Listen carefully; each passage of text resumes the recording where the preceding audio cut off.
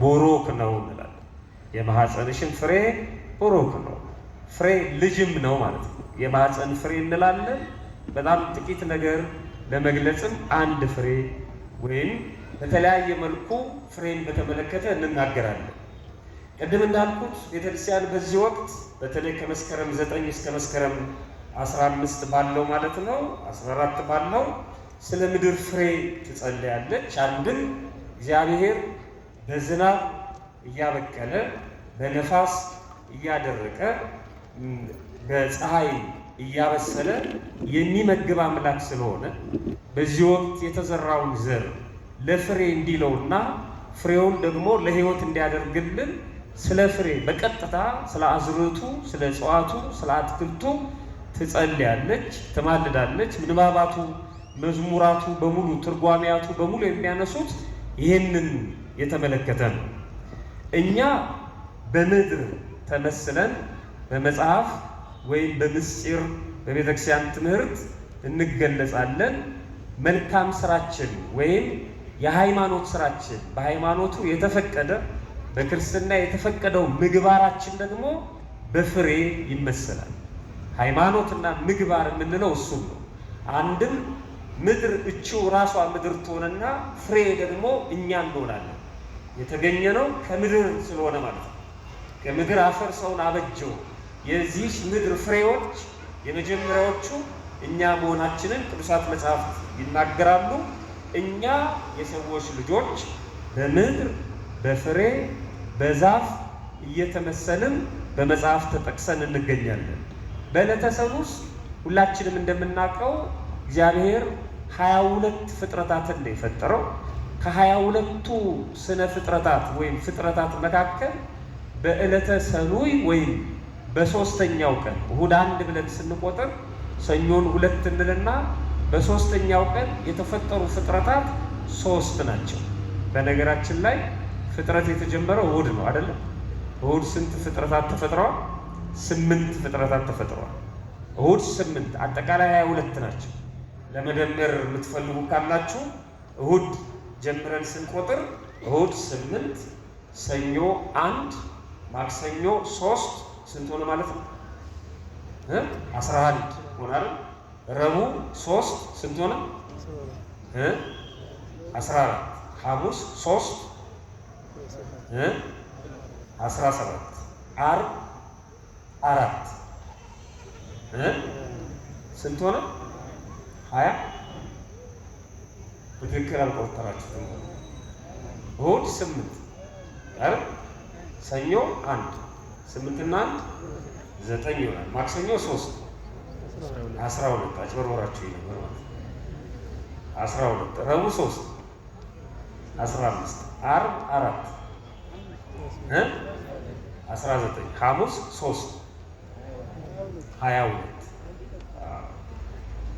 ጊዜ የነጋዴ አካባቢ ነው። ስለዚህ ሂሳብ 22 ፍጥረታት ብዙውን አንድ እያደረጉ ቆጥረውት ነው። ብዙውን አንድ ማለት ምን ማለት ነው? ለምሳሌ ሐሙስ የተፈጠሩትን ብናነሳ እንስሳትና አራዊት እና አዋፍ በራሪዎችም አሉ።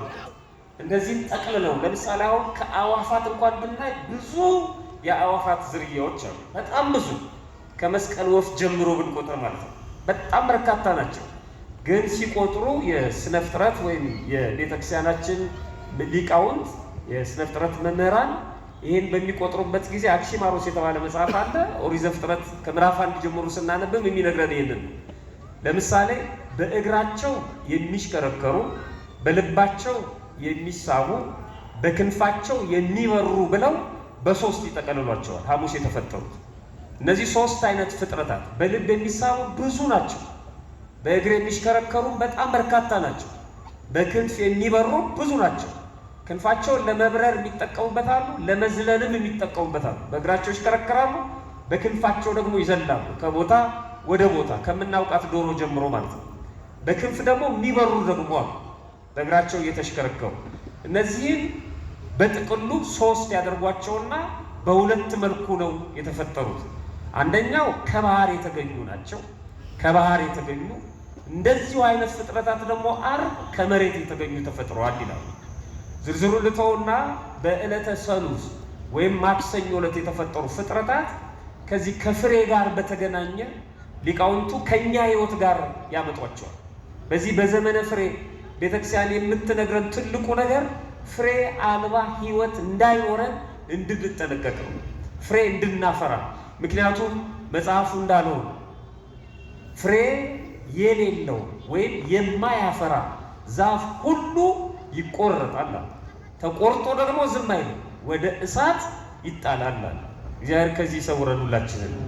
የማቴዎስ ወንጌል ምዕራፍ የሉቃስ ወንጌል ምዕራፍ 13 ላይ እንደተጻፈው ማለት ነው የበለሷ ታሪክ በወይን የአትክልት ስፍራ የተተከለች በለስ ነበረች ብሎ ነው የሚጀምረው። ስፍራው የወይን ነው፣ የተተከለችው በለስ ናት። እና የበለሷ ተካይ ወይም የወይኑ ባለቤት ገበሬው ቅድም ሲዘመር እንደሰማ ነው መጣ ወደዚች በለስ ማለት ነው። ምን ፈልጎ? ፍሬ ፈልጎ። ስንት ጊዜ መጣ? 3 ጊዜ። በብዙ መልኩ ይመስሉታል ይሄንን 3 ዓመት ፍጹም በፈለጉን መመላለሱን ለመግለጽ ነው 3 ጊዜ ማለት ነው። 3 ጊዜ መጣ። ግን በእኛ ሕይወት ደግሞ 3ቱ ሲመሰል አንደኛው በሕፃንነታችን ወይም በልጅነታችን፣ ሁለተኛው በወጣትነታችን፣ ሶስተኛው በሽምግልናችን ማለት ነው። የልጅነት ነገር ይዟቸው ነው ብሎ ሲተወንና ወደ ወጣትነት ስንሸጋገር በወጣትነትም ፍሬ አጣብን ማለት ነው። አይ ወጣትነት ጊዜ ሊሆን ይችላል ብሎ ደግሞ ሲሻሻግረን ወደ እርግናው ወደ ሽምግልናው ደግሞ ባሰብን፣ በዛም ፍሬ የለም ማለት ነው። በሶስተኛው ምን አለ? ጠባቂዋን ጠራ። እርሻውን የሚንከባከበው የሚጠብቀውን ጠራውና ከዚህች በለስ ፍሬ ልፈልግ 3 ዓመት ተመላለሱ፣ ምንም አላገኘሁም። የእሷ መኖር ምድሪቱን ያጎሳቁለዋል፣ ሌሎቹን ትሻማለች፣ ማታፈራ ከሆነ ቁረጣት አለው ይላል። ከዛ ጠባቂው ጠጋ ብሎ ምናል? ትቆረጣለች። ነገር ግን ትክክል ነው፣ 3 ዓመት አይታታል፣ ፍሬም አላገኘህባትም።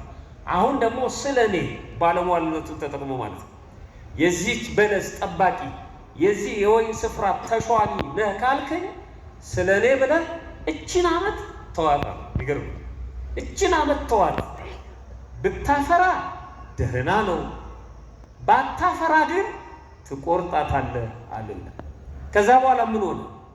የተጻፈ ነገር የለም፣ ተንጠልጥሎ ነው ያመጣው። የሉቃስ ወንጌል ምዕራፍ 13 ከቁጥር 6 ጀምራችሁ ስታነቡ ከዛ በኋላ ምን ሆነ? ምንም መጣ። ያ ባለቤቷ ፍሬ ያገኘባት አልተጠቀሰም፣ አላገኘባትም አልተጠቀሰም። ተቆረጠች ወይስ እንዴት ሆነች?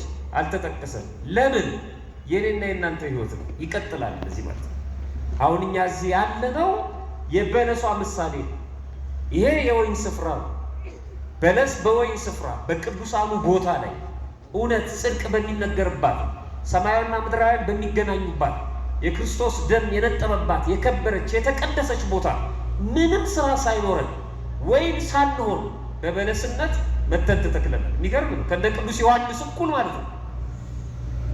ከመቤታችን ከቅድስት ድንግል ማርያም ጋር፣ ከቅዱስ ዮሐንስ ጋር፣ ከነ ቅዱስ ኤልሳቤጥ ጋር፣ ከነ ቅዱስ ሚካኤል ጋር አብረን ነው የምናመሰግነው። በቅኔ ማህሌቱ፣ በመቅደሱ፣ በቅድስቱ የምንጠራው ስም በጣም የሚገርም ነው።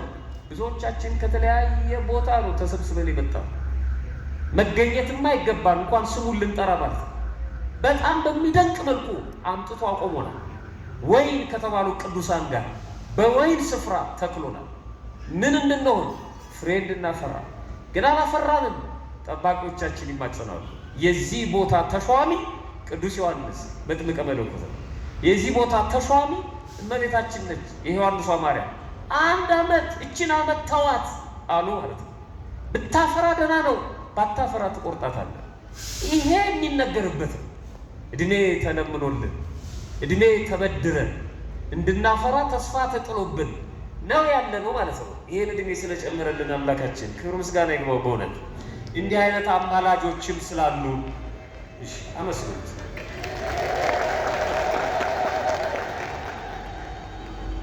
አምላካችን ክብር ምስጋና ይግባው ሲባል ምንድን ነው የሚባለው?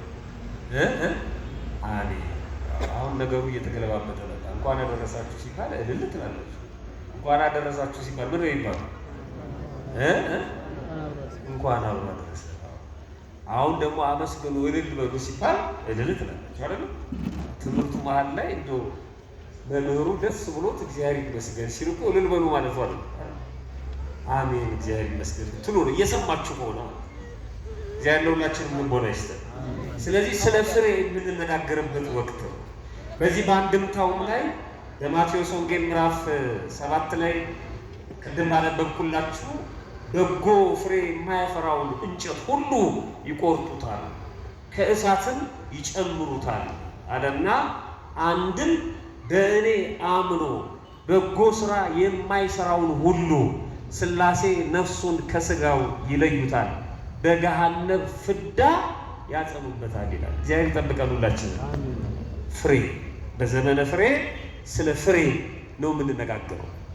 በትክክል የሚመስሉን ከነዚህ ከ22ቱ ፍጥረታት በዕለተ ሰሉስ ወይም ማክሰኞ የተፈጠሩት ሶስቱ ናቸው።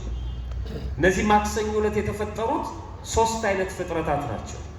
በጥቅሉ አትክልት፣ እጽዋት፣ አዝርዕት ይባላሉ። እነዚህ አትክልቶቹ በእጅ የሚለቀሙ በጠፍርም ይሏቸዋል አንዳንድ ቦታ፣ በእጅ የሚለቀሙ አትክልቶችን፣ በማጭድ የሚታጨዱ አዝርዕቶችን፣ በመጥረቢያ የሚፈለጡ እጽዋቶችን፣ እንደዚህ እንደ ዛፉ ማለት ነው። ግዙፍ የሆኑ እጽዋቶችን ደግሞ አዝርዕትን እንደ ሳሩ፣ እንደ ጤፉ፣ እንደ ስንዴው ማለት ነው። ከዛ ደግሞ እንደ ድንቹ፣ እንደ ካሮቱ ደግሞ የሚለቀሙ እንደ ብርቱካኑ አትክልቶችን ፈጠረ ይላል። እነዚህ በጥቅሉ ሶስት አይነት ናቸው፣ ግን በአንዱ ስር ብዙ አለ። በዚህ ሙያ ያሉ ሰዎች ያውቋቸዋል ዝርዝሩ፣ ያው የደረሱባቸውን ብቻ ማለት ነው። ግን በጥቅሉ በእጅ የሚለቀሙ አትክልት፣ በማጭድ የሚታጨዱ አዝርዕት፣ በመጥረቢያ የሚፈለጡ እጽዋት። እነዚህ አዝርዕቱ፣ እጽዋቱ፣ አትክልቱ ፍሬ አላቸው ይሉና ሊቃውንቱ ፍሬ የሚያፈሩት ግን በአራት ወገን ነው ፍሬ የሚያፈሩት ይላሉ። በስንት ወገን ያፈራሉ? በአራት አይነት መደብ፣ በአራት አይነት ወገን ፍሬ ያፈራሉ። የመጀመሪያዎቹ በአናታቸው ፍሬ የሚያፈሩ አሉ። አናታቸው ላይ ፍሬ የሚታይባቸው ማለት ነው። ለምሳሌ ስንዴ፣ ገብስ፣ ጤፍ አናታቸው ላይ ነው ፍሬ የሚታየው ማለት ነው። ሲበቅሉ ሲያድጉ ፍሬያቸውን የሚያሳዩን አናታቸው ላይ ነው። እንደውም ልክ ፍሬ መያዝ ሲጀምሩ አናታቸው ዘንበል ይላል፣ ጎንበስ ይላል። የሚገርም የተማሩ እና ያወቁ የእውቀትን ምንነት፣ የትምህርትን ምንነቱን ብቻ አይደለም ባለቤቱ እና ጥቅሙን በደንብ የተረዱ ያወቁ የሚባሉት ራሳቸውን ዝቅ የሚያደርጉ ናቸው። በቤተክርስቲያናችን ያወቁ ሰዎች እነዚህ ናቸው። ራሳቸውን የሚደፉ በትህትና የሚኖሩ ናቸው። ፍሬ ያላቸው ማለት ነው። አሁን በመንደራችን ውሃ የምንቀዳበት በርሜል ውሃ ልንቀዳ ስናንከባልለውና ውሃ ቀርተን አምጥተን ውሃ ቀርተን ጨርሰን ስናንከባልለው ድምፁ እኩል አይደለም ማለት የትኛው ነው በጣም የሚጮህ? ባዶ በርሜል እግዚአብሔር ብዙ ባዶዎች አሉ የሚጮህ። እንደውም አፍ ሲከፈት ጭንቅላትን ያሳያል ይባላል። ባዶ በርሜል ይጮሃል፣ በጣም ነው የሚጮህ።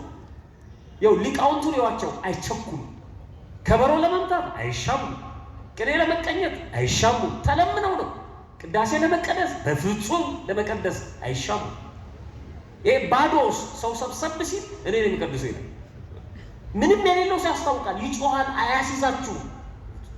ፍሬ የያዘ ሰው አንገቱን ይደፋል። በጣም ይገርም። ሁሉም አለው ዓለም ይጨነቃል። ለምንም አይጨነቅም፣ አይቸኩልም። በአናታቸው ፍሬ የሚያፈሩ አሉ ይላሉ የመጀመሪያዎቹ። ሁለተኛዎቹ በጎናቸው በኩል ፍሬ የሚያፈሩ ከአናታቸው አይደለም ከጎናቸው። ለምሳሌ በቆሎ እሸት አይደል? ግንድ አለው ፍሬ የሚያፈራው ከግንዱ ጋር አይደል? አናቱ ላይ አይደለም፣ በጎን በኩል። ባቄላ በጎን በኩል። ሌሎቹም አሉ፣ እናንተ ደግሞ ጨምሩበታላችሁ። በጎናቸው ደግሞ ፍሬያቸውን የሚያሳዩ አሉ። ሁለተኛ። ሶስተኛዎቹ በስራቸው፣ በስር ማለት ከስር ከታች ፍሬያቸውን ከስር ነው የሚያሳዩት። ከላይ ቅጠላቸው ብቻ ነው የሚታዩ፣ ፍሬያቸው ከስር ነው። ለምሳሌ ይጠቅስልኛል። ድንች በጣም ድንች ተጠቃሚ ናችሁ ማለት ነው። ቶሎ ያዛችሁ። ፍንቅል ስታረጉት ከስር ነው የሚገኝ። ካሮት ከስር ነው የሚገኝ። ፍሬያቸውን ከስር ደብቀው ቅጠላቸውን የሚያሳዩት የሚገርም ፍሬ ያላቸው፣ ፍሬያቸው ግን ከስር። እንዴት አድርገው ነው እነዚህ እጽዋት ወይም አዝርዕት አትክልቶች ከፍሬ ህይወት ወይም ደግሞ ፍሬ ከተባለው ከኛ ኑሮ ጋር የሚመሳሰሉት እንዴት ነው? በኋላ እናየዋለን። አራተኛዎቹና የመጨረሻዎቹ ፍሬያቸውን በውስጣቸው የሚይዟል። አይታይም ፍሬያቸው፣ ውስጣቸው ውስጥ ነው ፍሬያቸው። ለምሳሌ ዱባ እና ቅል ይላሉ። ዱባ ስትከፍቱት ነው ፍሬው ውስጥ ያለው አይደል? ሌሎቹም እንደዚህ ከላይ እሱ ነው የሚታየው፣ ውስጡ ግን ፍሬው አለው። የበቆሎ ከጎኑ ነው፣ የጤፉ አናቱ ላይ ነው፣ የካሮት ከስር ነው፣ የዱባው ደግሞ ውስጡ ነው። እነዚህ አራቱ የኛ ምሳሌዎች ናቸው ይላል ሊቃውንት። የሚገርም ቅዱስ ያሬድም ይሄን እየጠቀሰ ዘምሮ ሌሎች ሊቃውንት ቤተክርስቲያን በደንብ በስፋት ተናግረውታል። ለዚህ ጉባኤ በሚሆን መልኩ በተወሰነ ደረጃ እናያቸዋለን። የመጀመሪያዎቹ ፍሬያቸውን ባናታቸው የሚሸከሙና የሚታዩ የሚደንቁ ናቸው። እግዚአብሔር ለሰው ነው የፈጠራቸው። ያ ገበሬው ደክሞ ወጥቶ ወርዶ ክረምቱን ታግሶ ለዘር ያስቀመጣትን የረሃብ ጊዜ እንኳን ቢሆን እግዚአብሔርን ተማምኖ የበተነውን ዘር ማለት ነው። ምድሪቷ ሳታስቀር በእግዚአብሔር ቃል ኪዳን አብቅላ ስትሰጠው ደረስንልህ ይኸውና የሚሉት ፍሬያቸውን ባናታቸው ይዘው። እንዲህ አይነት ምእመናን ፍሬያቸውን ባናታቸው እንደያዙት አዝርዕት ፍሬ የተባለውን ፈሪሃ እግዚአብሔር ይላል። እግዚአብሔርን መፍራት በሕይወታቸው ያፈሩትን በሕይወታቸው ያገኙትን እግዚአብሔርን መፍራት ባናታቸው ተሸክመው ይታያሉ። በየትኛው አናታቸው? በልቡና አናታቸው ይላል። በልባቸው ራስ በርዕሰ ልቡናቸው ላይ እግዚአብሔርን መፍራት ተሸክመው ይታያሉ። ፍሬ ያፈሩ ምዕመናን ማለት ነው። ምን ማለት ነው ይሄ? በሄዱበት ቦታ ሁሉ እግዚአብሔርን ይፈሩታል። ልክ ያ እጽዋት ፍሬውን አናቱ ላይ አሳይቶ እንደሚታየን እነሱም በልባቸው አናት ላይ እግዚአብሔርን መፍራት ተሸክሞ ነው የሚኖሩት። ጨለማ ቢሆን ሰው ቢያያቸው ባያያቸው ሁልጊዜም እግዚአብሔርን ፈርቶ ነው የሚኖሩት። የወደቀ ይመልሳሉ፣ የተጣላ ያስታርቃሉ፣ የተጎዱት የተበደሉት ነገር ካለ ይቅር ለእግዚአብሔር ይላሉ። እግዚአብሔርን ፈርቶ መኖር በጣም የሚገርም ነው። በከተማ ብቻ አይደለም፣ በገጠር መብራት ሲኖር አይደለም፣ ሲጠፋ በጣም የሚደንቅ ነው። በሁሉም ቦታ ፈሪሃ እግዚአብሔርን ተሸክመው የሚኖሩ ናቸው። እግዚአብሔርን መፍራት። አንዳንድ አላዋቂ ሰዎች የጥበብ መጀመሪያ እግዚአብሔርን መፍራት ነው የሚለው ጥቅስ መወገድ አለበት ይላሉ። ለምን ሲባል ይሄ በተለይ ለሕፃናት